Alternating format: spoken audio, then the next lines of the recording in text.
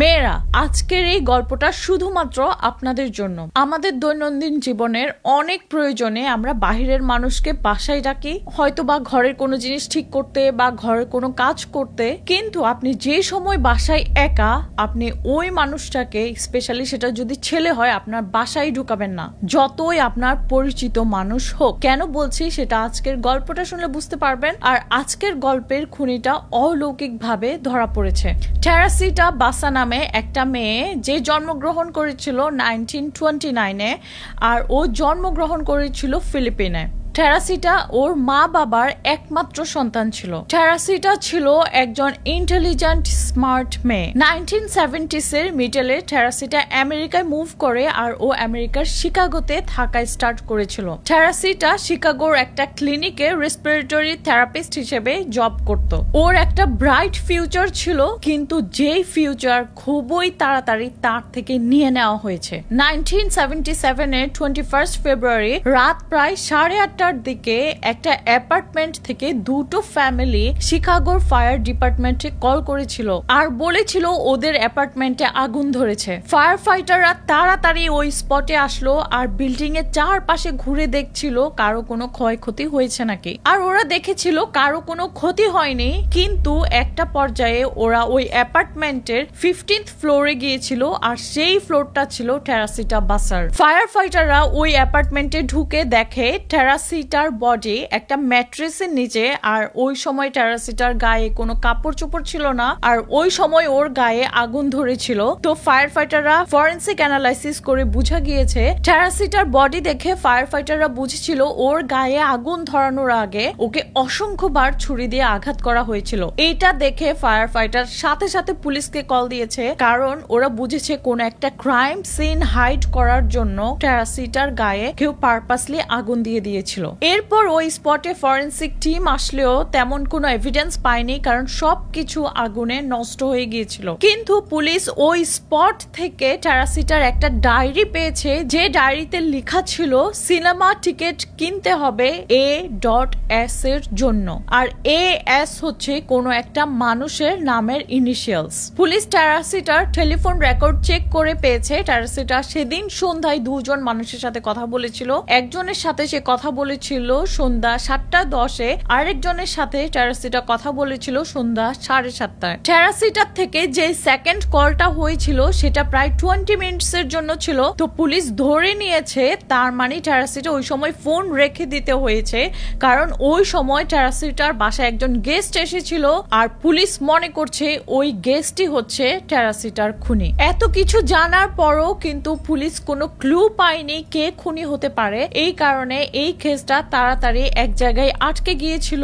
এরপর পুলিশগুলোও অন্য কেসের মধ্যে ফোকাস দিচ্ছিল। টেরাসিটা মারা যাওয়ার 6 মাস পরে হঠাৎ করে একদিন টেরাসিটার কলিগস, যার নাম ছিল রেমি, সে আর তার হাজবেন্ড জো হঠাৎ করে পুলিশের সাথে কন্টাক্ট করেছিল। রেমি পুলিশকে বলছিল টেরাসিটা ওর স্বপ্নের মধ্যে আসে। রেমির হাজবেন্ড জো এই সময় পুলিশকেও বলছিল যে মাঝে মাঝে মনে হয় যেন রেমিকে কোনো একটা কিছু পজেস্ট করে, আর ওই সময় ওর ওয়াইফ রেমির মতো থাকে না, মনে হয় যেন একদম ডিফারেন্ট মানুষ হয়ে গিয়েছে। ওই সময়গুলোতে রেমির ভয়েস ওর নিজের ভয়েসের মতো থাকে না, যেই ভয়েস টেরাসিটার ছিল সেরকম ভয়েস হয়ে যায়। জো এই সময় পুলিশকে আরো বলেছিল যে সময় রেমি এরকম পজেস্ট থাকে, মানে টেরাসিটার ভয়েসে কথা বলে, ওই সময় জো একটা নাম শুনেছিল রেমির মুখ থেকে, সেটা হচ্ছে অ্যালেন শাওয়ারি, যার মানে যেই নামের ইনিশিয়ালস হচ্ছে A.S, ওই সেম ইনিশিয়ালস গুলো যেগুলো টেরাসিটার ডায়েরির মধ্যে লেখা ছিল। টেরাসিটার ভয়েস দিয়ে রেমি জোকে বলেছিল অ্যালেন ছিল টেরাসিটার একজন ফ্রেন্ড, যে অনেক সময় টেরাসিটার বাসায় আসতো, ওর সাথে ভালো সম্পর্ক ছিল, কিন্তু অ্যালেনের কিছু আর্থিক সমস্যা ছিল, এর জন্য সে বিভিন্ন হ্যান্ডি কাজ করতো, মানে টেলিভিশন ঠিক করা, লাইট ঠিক করা, এই সব কিছু থেকে শুরু করে ও বিভিন্ন সময় টেরাসিটাকে হেল্প করেছিল। টেরাসিটা যেদিন খুন হয়েছিল সেদিন অ্যালেন টেরাসিটার ঘরে এসেছিল ওর টিভি ঠিক করতে। ইনভেস্টিগেশনে জানা গিয়েছে অ্যালেনের সব সময় টেরাসিটার জুয়েলারির উপর নজর ছিল, যেহেতু ও টেরাসিটার বাসায় অনেক আসা যাওয়া করতো। ও দেখতো বিভিন্ন সময় টেরাসিটা বিভিন্ন রকমের জুয়েলারি পরতো, আর যেগুলো ছিল গোল্ডের। অ্যালেন যেহেতু আর্থিক সমস্যার মধ্যে ছিল, ও ওই সময় টেরাসিটাকে খুন করে টেরাসিটার জুয়েলারি গুলো নিয়েছিল, প্লাস টেরাসিটার গায়ে আগুন ধরিয়ে দিয়েছিল। রেমি আর জো থেকে পুলিশ এই কথা শোনার পর তো 100% বিশ্বাস করছিল না, কারণ ওরা মনে করছিল এটা কিভাবে সম্ভব যে মারা গিয়েছে সে একজনকে পজেসড করে তার খুন হওয়ার কাহিনী বলছে। এই ঘটনার পরে পুলিশ অ্যালেনকে জিজ্ঞাসাবাদের জন্য আনে, আর ওই সময় অ্যালেন ভয়ে নিজে থেকে সবকিছু স্বীকার করেছে ও কিভাবে টেরাসিটাকে মেরে ফেলেছে। ঠিকই টেরাসিটার জুয়েলারির উপর ওর সবসময় চোখ ছিল, তাই ও টেরাসিটাকে মেরে ওর জুয়েলারি গুলো নিয়েছিল ওর গার্লফ্রেন্ডকে দেওয়ার জন্য।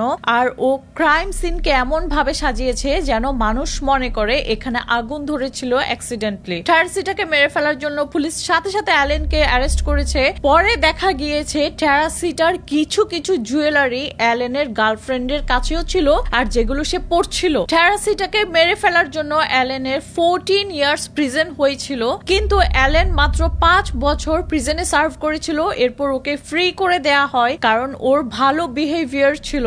এরপর অ্যালেন 1980s এর দিকে নিউ ইয়র্কে মুভ করে ওর নিউ লাইফ স্টার্ট করেছিল, যে লাইফ ওর টেরাসিটা থেকে অনেক আগে নিয়ে ফেলেছিল।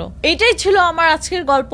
আজকের গল্পটাও একটা সতর্কতামূলক ভিডিও। অ্যালেন কিন্তু টেরাসিটার ফ্রেন্ড ছিল, কিন্তু তার মনে সব সময় লোভ ছিল টেরাসিটার জুয়েলারির জন্য। আর অ্যালেন এই সুযোগই খুঁজছিল কখনো টেরাসিটাকে একা পাবে আর ওকে আক্রমণ করে ওর জুয়েলারি গুলো নিয়ে নেবে। তো আজকের ভিডিওটা থেকে আপনারা সতর্ক হতে পারলে বা অন্যকে সতর্ক করতে চাইলে আমার ভিডিওটা শেয়ার করবেন প্লিজ। আমার পেজে নতুন হলে পেজটা লাইক এন্ড ফলো করবেন। আমার একটা ইউটিউব চ্যানেল আছে যার নাম হচ্ছে স্বপ্নম ব্লগস।